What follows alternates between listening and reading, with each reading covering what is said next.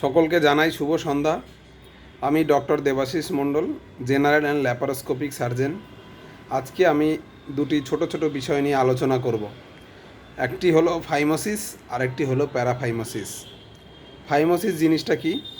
Phimosis হচ্ছে ছেলেদের পেনিসের যে সামনের দিকের চামড়া, যেটাকে আমরা ফোরস্কিন বলি, বা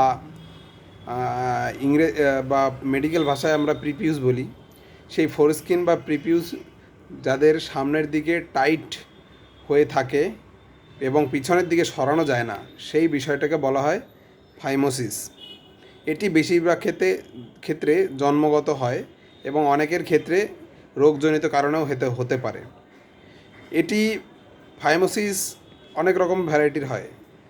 সবথেকে কমন যেটা দেখা যায় সেটা হচ্ছে ফিজিওলজিক্যাল, অর্থাৎ নর্মাল ফাইমোসিস, যেটা হচ্ছে জন্মের পরে ছোট বাচ্চাদের বেশিরভাগ ক্ষেত্রে 1 বছর পর্যন্ত, কারো কারো ক্ষেত্রে 2 বছর, 3 বছর, 4 বছর পর্যন্তও দেখা যায়। এটা কিন্তু ভালোর জন্য, অর্থাৎ এটা আমাদের পেনিসের সামনের অংশ, যেটাকে গ্লান্স পেনিস বলি, সেটাকে প্রোটেকশনের জন্য এটি টাইট থাকে এবং আস্তে আস্তে বাচ্চা যত বড় হয় ওটা আস্তে আস্তে ছেড়ে যায়। এছাড়া দেখা যায় পার্শিয়াল ফাইমোসিস। পার্শিয়াল ফাইমোসিস মানে যাদের ক্ষেত্রে চামড়াটা খানিকটা আটকে আছে, খানিকটা খোলা যায়, সেটাকে বলা হয় পার্শিয়াল ফাইমোসিস। এবং অনেকের ক্ষেত্রে থাকে কমপ্লিট ফাইমোসিস, যে ক্ষেত্রে চামড়াটা একদমই পিছনের দিকে সরানো যায় না, সেটাকে কমপ্লিট ফাইমোসিস বলি। এবং এক্ষেত্রে বেশিরভাগ ক্ষেত্রে সমস্যা দেখা দেয়। কীরকম সমস্যা দেখা দিতে পারে? বাচ্চার পেচ্ছাপ করতে অসুবিধা হতে পারে, কেননা চামড়ার ফুটোটা যদি একদমই ছোট হয় তাহলে পেচ্ছাপ করতে অসুবিধা হবে এবং পেচ্ছাপ করতে গেলে পেনিসের সামনের অংশটা ফুলে যেতে পারে এবং তাদের ক্ষেত্রে বারবার পেচ্ছাপের ইনফেকশন হতে পারে। আর কি হতে পারে?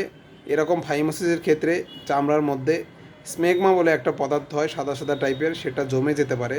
সেটা জমে গিয়ে পেনিসের সামনের অংশ ফুলে যেতে পারে এবং ইনফেকশন হতে পারে। এটা তাহলে কখন চিন্তার বিষয়? যখন এই সকল সমস্যাগুলো দেখা দেবে, যেরকম বারবার পেচ্ছাপে ইনফেকশন হওয়া, বাচ্চা পেচ্ছাপ করতে গেলে পেচ্ছাপের অংশটা ফুলে যাওয়া, বা এরকম স্মেগমা জমে ইনফেকশন হওয়া, সেক্ষেত্রে কিন্তু চিন্তার বিষয় এবং সেই ক্ষেত্রে চিকিৎসা দরকার। না হলে কিন্তু বাচ্চার চামড়া পিছনের দিকে যাচ্ছে না মানেই বাবা মা চিন্তা শুরু করে দিল, সেরকম হওয়ার কারণ নেই। কেননা এটা বেশিরভাগ ক্ষেত্রেই 1 বছর, 2 বছর বা 3 বছর, কারো ক্ষেত্রে 4-5 বছর পর্যন্তও কিন্তু ফিজিওলজিক্যাল, যদি না তার এইসব সমস্যা দেখা দেয়। আর কাদের ক্ষেত্রে ফাইমোসিস দেখা যায়? অনেক ক্ষেত্রে বড়দের ক্ষেত্রেও দেখা দেয় প্যাথোলজিক্যাল কারণে। বড়দের ক্ষেত্রে দেখে যে আমরা নেগলেক্টেড কেস, অর্থাৎ ছোটো থেকেই হয়তো ফাইমোসিসটা ছিল, সেটা চিকিৎসা হয়নি, তাই এটা বড় অবস্থাতেও দেখা যাচ্ছে, সেটাকে বলা হয়, সেটা এক ধরনের সমস্যা। আর হচ্ছে বিভিন্ন রোগের কারণে হয়, যেমন রেকারেন্ট ব্যালানো প্রস্থেটিস, অর্থাৎ পেনিসের সামনের অংশের স্কিনটা এবং গ্লান্স পেনিসের ইনফেকশনের কারণে এটা কিন্তু ফাইমোসিস দেখা দিতে পারে। এছাড়া বিএক্সও বলে একটা রোগ হয়, যাদের ক্ষেত্রেও কিন্তু এই বয়স্কদের ক্ষেত্রে এই পেনিসের সামনের দিকে চামড়াটা পিছনের দিকে সরে না, সেটাও কিন্তু প্যাথোলজিক্যাল। তাহলে এখন চিকিৎসা কী?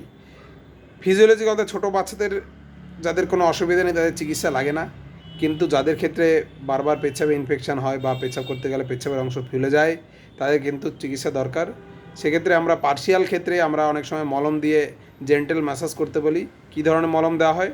সাধারণত স্টেরয়েড জাতীয় মলম দিয়ে জেন্টেল ম্যাসাজ করতে বলা হয়, দিনে 2 থেকে 3 বার। এটা কিন্তু 2-3 মাস করলে অনেক সময় ঠিক হয়ে যায়। তাতেও যদি ঠিক না হয় বা যাদের ক্ষেত্রে একদমই টাইট ফাইমোসিস আছে, তাদের ক্ষেত্রে চিকিৎসা হচ্ছে অপারেশন। অপারেশনটা কি? অপারেশনটা হচ্ছে সার্কামসিশন।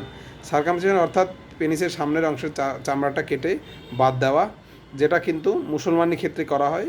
এটাও কিন্তু একই পদ্ধতি। তাতে কিন্তু বাচ্চার কোনো ক্ষতি হওয়ার সম্ভাবনা নেই, বরঞ্চ তার এই রোগ মুক্তি ঘটবে। বড়দের ক্ষেত্রেও তাই, তাদের ক্ষেত্রে ফাইমোসিস বা রেকারেন্ট ব্যালানো প্রস্থেটিস বা বিএক্সও আছে, তাদের ক্ষেত্রেও কিন্তু সার্কামসিশন করলে রোগটা ঠিক হয়ে যাবে। আর একটা কী নিয়ে আলোচনা করবো? আর একটা হচ্ছে প্যারাফাইমোসিস। প্যারাফাইমোসিস হচ্ছে অনেকের ক্ষেত্রে, অনেক সময় বাচ্চাদের ক্ষেত্রে বা বড়দের ক্ষেত্রেও ফোর্সফুল পেনিসের ফোরস্কিনটা রিট্রাকশন করার ফলে এটা কিন্তু আর আগের অবস্থায় সামনের দিকে সরে আসে না। এর ফলে ওখানটা পেনিসের সামনের দিকটা টাইট হয়ে ওখানটায় ফুলে যায়, যেটাকে বলা হয় প্যারাফাইমোসিস। এটা কিন্তু সার্জিক্যাল এমার্জেন্সি। এরকম হলে অবশ্যই সঙ্গে সঙ্গে আপনার সার্জন ডাক্তারবাবুকে দেখাবেন। না হলে কিন্তু ওটা টাইট হয়ে গিয়ে পেনিসের সামনের অংশে গ্লান্স পেনিসে রক্ত চলাচলের ব্যাঘাত ঘুরে কিন্তু সেটা নেক্রোসিস বা পচন ধরার সম্ভাবনা থাকে বা খুব অতিরিক্ত ইনফেকশন হয়ে যেতে পারে। সেক্ষেত্রে কিন্তু খুব ডেঞ্জারাস হয়ে যেতে পারে। তাহলে এই প্যারাফাইমাসিসের চিকিৎসা কী? প্যারাফাইমাসিসের চিকিৎসা হচ্ছে আমরা প্রথমের দিকে চেষ্টা করি ম্যানুয়াল রিডাকশান করা যায় কিনা, অর্থাৎ চামড়াটাকে ম্যানিউভারের মাধ্যমে ডাক্তাররা এটাকে আগের পজিশনে নিয়ে যাওয়ার চেষ্টা করেন। সেটাও যদি ফেল হয় তাহলে অপারেশন করতে হবে। অপারেশন কিছু ক্ষেত্রে আমরা একটাই স্টেপে সার্কামসিশন করি, আবার কিছু ক্ষেত্রে দুটো স্টেপে। খুব খারাপ ইনফেকশন বা খুব অতিরিক্ত ফুলে গেলে আমরা প্রথমে ডরসাল স্লিট করি। ডরসাল স্লিট মানে হচ্ছে পেনিসের সামনের অংশের চামড়াটা লম্বালম্বিভাবে কেটে টেম্পোরারি ওটাকে আগের পজিশনে নিয়ে আসি এবং ওটা পরবর্তী ওষুধপত্র দেই। তারপরে কী হয়, ফোলা বা ইনফেকশন কমে গেলে ওটা আবার দেখা গেল 15 দিন কিংবা 1 মাস পরে আবার কমপ্লিট সার্কামসিশন করে দিলে কিন্তু রোগটা ঠিক হয়ে যাবে। এটা কিন্তু ফেলে রাখলে কিন্তু তার ক্ষেত্রে বিপজ্জনক। বা অনেকের ক্ষেত্রে যাদের একবার প্যারাফাইমোসিস হয়ে গেছে তাদের ক্ষেত্রে রিডাকশন করার পরেও কিন্তু ওর পরে সার্কামসিশন করে নিতে হবে, নাহলে কিন্তু এরকম বারবার হতে পারে। সবাইকে ধন্যবাদ। যে কোনো জেনারেল বা ল্যাপারোস্কোপি সার্জারির জন্য পরামর্শের জন্য যোগাযোগ করতে পারেন আমার সাথে। সবাইকে ধন্যবাদ।